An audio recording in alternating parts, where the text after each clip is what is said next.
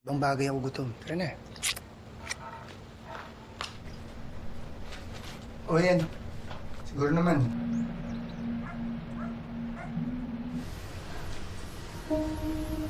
Rumpun tetangga emang lebih menggoda ya guys. Inilah yang terjadi di film ini yang berjudul Cariño Brutal. Film ini dirilis pada tahun 2024 dan masih berasal dari negara Filipina. Penasaran kan akan alur Sa'yo ko cerita lang filmnya? pagkakatiwala. Siapkan meja dan rapikan kursinya. Langsung aja yuk kita ke alur cerita filmnya. Kaya kong gawin yan. Dinais ko na. Mama ko. Ang gagawin mo dyan?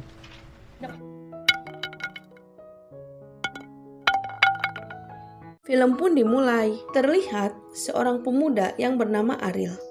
Saat itu Ariel tengah mencari alamat saudaranya yang berada di Manila. Berbekal sebuah alamat yang ia punya, Ariel pun menelusuri jalan-jalan di kota Manila. Akhirnya, Ariel menemukan alamat yang ia tuju. Pembantu di rumah itu bernama Marisa. Dan Marisa telah mengetahui akan kedatangan tamu karena bosnya yang bernama Quito Gomez telah memberitahu dirinya akan ada saudaranya yang akan berkunjung. Uuwi. Ano kasi, alas 8 na ng umaga. Quito sangat senang bisa menemui saudaranya di Manila.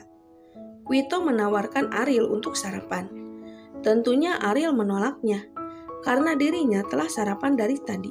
Quito sangat senang kalau Ariel bisa menginap di rumahnya. Dan Ariel datang ke Manila untuk mengurus pekerjaannya yang akan ditempatkan di Singapura. Mira dito. So ba naman yariin yung babae ko? Yariin?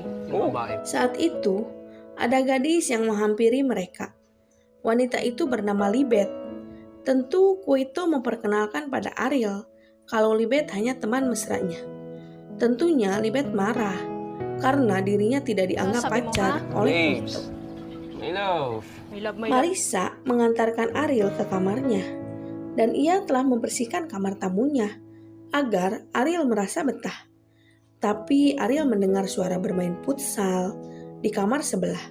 Ternyata Quito lagi asik dengan Libet.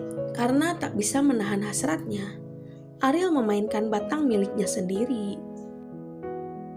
Suatu hari, Ariel bertemu dengan temannya yang bernama Mika. Mika diceritakan orang yang akan mengurus pekerjaan Ariel di Singapura. Ketika itu, Mika menanyakan apa Ariel mempunyai paspor. Selain itu, Mika meminta Ariel untuk melengkapi beberapa dokumen yang akan diminta oleh perusahaan di Singapura. Ariel sering memperhatikan tetangga depan rumahnya Quito yang gemoy. Wanita itu bernama Christy.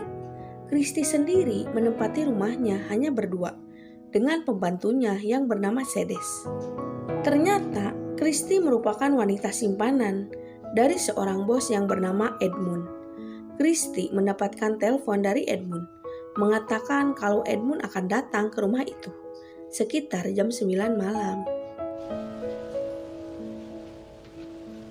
Christy menelpon seorang pria misterius. Terlihat Christy mengatakan kalau Edmund akan datang ke rumah ini sekitar jam 9. Siapa ya sosok yang ditelepon oleh Christy? Ariel yang penasaran pada sosok tetangga depan rumahnya menanyakan pada Marisa. Kemudian datanglah Quito menghampiri mereka. Tentu Quito menjelaskan siapa wanita tetangga depan rumahnya itu. Nakikita. Oh. Gandang-ganda sa sarili ang puta. Quito meminta Ariel untuk tidak mendekati wanita itu karena status wanita itu sudah mempunyai pacar. Ihahanap na lang kita ng pwede mong ka-playtime. Pada malam harinya, Marisa menemui Ariel dan ia izin kalau dirinya akan pulang kampung menemui keluarganya. Marisa juga mengatakan kalau dirinya telah meminta izin pada Quito. Kemudian, Marisa meminta Ariel untuk mengunci gembok rumah depan saat dirinya pergi. Pada saat yang bersamaan, terlihat Edmund dan pengawal pribadinya yang baru datang ke rumah Christy. Edmund bertemu dengan Christy dan Edmund mengatakan kalau dirinya habis bertemu dengan rekan bisnisnya seorang Tiongkok. Edmund tidak akan menginap di rumah Christy karena ia tidak mau terjadi keributan dengan Lisa, istri sahnya. Edmund pun meminta jatah bermain futsal di malam itu. Waktu sudah menunjukkan jam 12 malam dan Edmund memutuskan untuk segera pulang. Sebelum Edmund pulang, ia mengatakan apa yang bisa ia bantu untuk kehidupan Christy. Christy pun mengatakan kalau saudaranya beserta ibunya sedang membutuhkan uang untuk kebutuhan mereka, ditambah ada saudaranya yang sakit. Edmund yang sedikit sewot mengatakan, apa mesti aku menanggung semua keluargamu? Meski Edmund sewot, ia tetap memberikan uang nominal yang cukup besar pada Christy. Dengan nada songongnya, Edmund pun lalu pergi meninggalkan Christy. Sa inyo pa lumalabas yung masasabi. Kuito pun baru datang dan Ariel mengatakan kalau Marissa minta izin untuk pulang menemui keluarganya. Dan Ya, Kuito ate. pun masuk ke kamarnya bantay-bantayan. untuk Hindi pa beristirahat. din siya umuwi. Ya, betul. Ariel yang setiap harinya bangun pagi dan sering keluar, dengan tak sengaja dia melihat Christy dengan sosok lelaki misterius. Tampaknya Christy memberikan sebuah amplop pada pria misterius itu. Christy yang mengetahui dirinya diawasi oleh Ariel meminta agar pria itu segera pergi meninggalkan dirinya. Ariel menemui Mika dan Mika mengatakan kalau transkrip nilai milik Ariel belum ia terima. Ariel pun segera mengurus kekurangan persyaratan yang diminta oleh Mika. Ariel berharap dirinya akan segera berangkat ke Singapura untuk ayan na bekerja. pala si Pinsan, Kito. Perfect timing. Sesampainya di rumah, Ariel terkejut kalau Kuito lagi berkumpul dengan dua orang wanita dan Ariel diminta untuk bergabung bersama mereka. Ariel pun diperkenalkan oleh Libet kepada teman wanita yang bernama Maria. Mereka semua akhirnya menikmati beberapa minuman yang sudah tersedia. Karena keadaan yang oleng berat, akhirnya mereka bermain futsal dengan pasangannya masing-masing.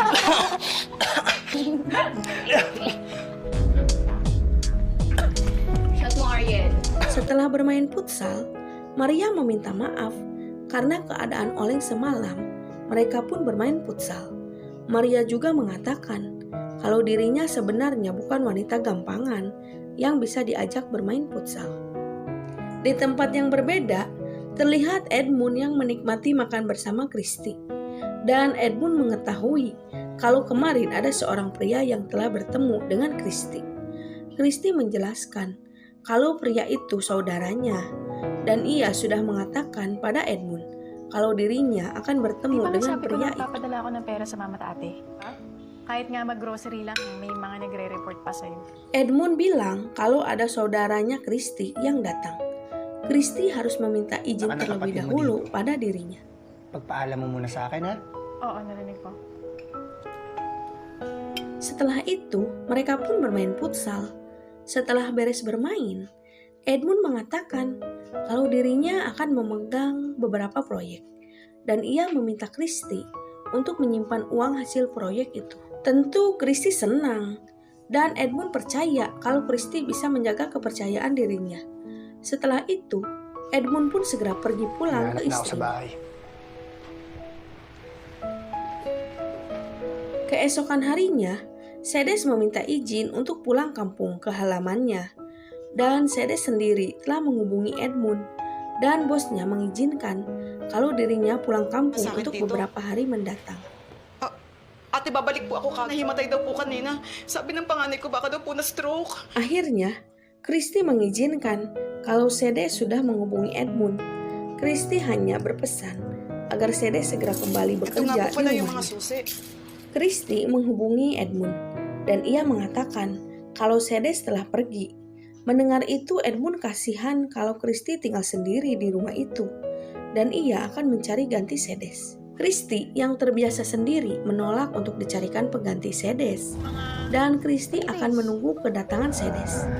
Sabi niya, O sige, basta huwag ka magpapapasok ng kung sino-sino. Balik ko sa'yo. Basta bawal ang ibang tao dyan.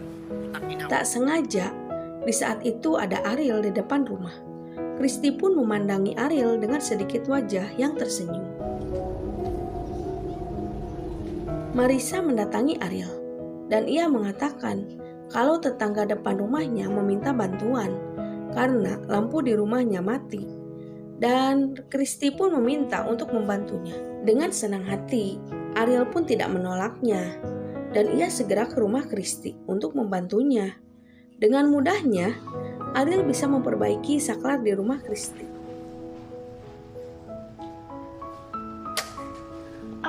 Thank God. Thank you. Ketika itu, kedekatan mereka pun terjalin dan Ariel menceritakan statusnya ia berada di Manila. Kristi juga menceritakan jati dirinya. Akan tetapi Ariel mengatakan kalau dirinya pernah memergoki Kristi bertemu dengan seorang pria. Kristi pun menjawab kalau itu saudaranya yang datang ke rumahnya. Karena ada sesuatu hal, Ariel pun begitu percaya dengan ucapan Kristi. Kamusta ka dyan? Edmund pun menelpon Kristi dan ia meminta Kristi untuk tidak macam-macam selagi tidak ada siapa-siapa di rumah, apalagi kalau berani membawa pria masuk ke dalam rumah. Ka, tandaan mo.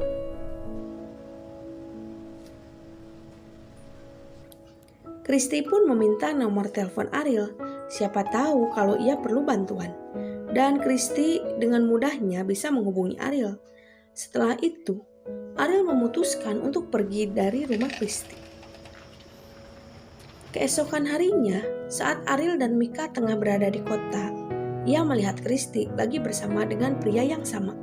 Ternyata pria itu adalah pacar gelapnya Kristi. Ariel pun belum mengetahuinya.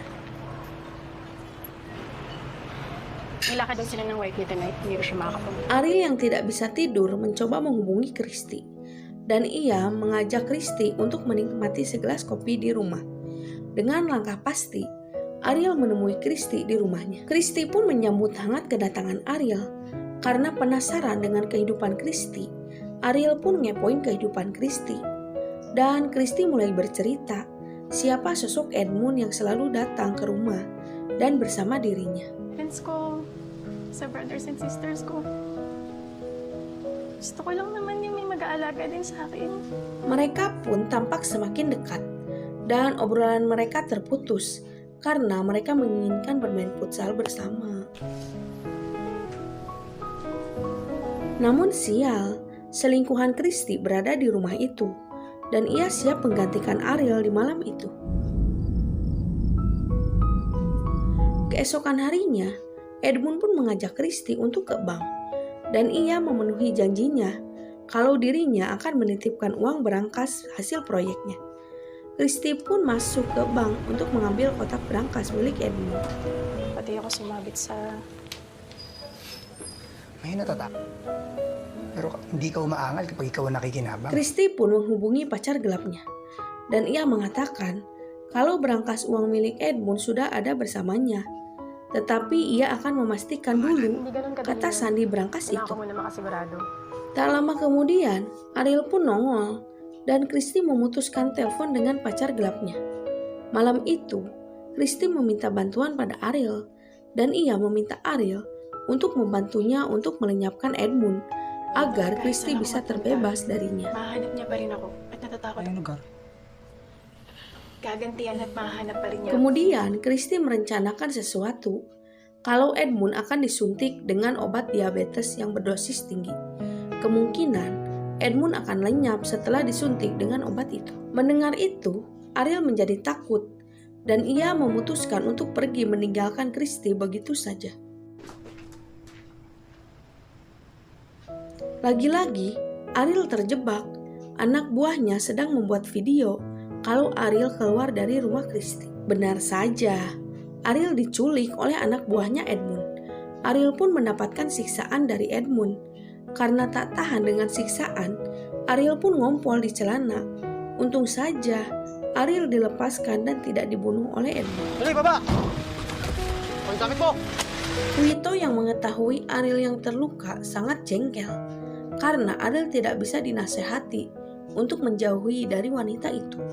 Kuito mengatakan kalau Ariel ingin bunuh diri sebaiknya jangan di sini. Tulungan yung babae. O bakit? Gusto mo na bang mamatay? Sementara itu, Kristi mendapatkan siksaan dari Edmund karena Kristi selingkuh di belakangnya.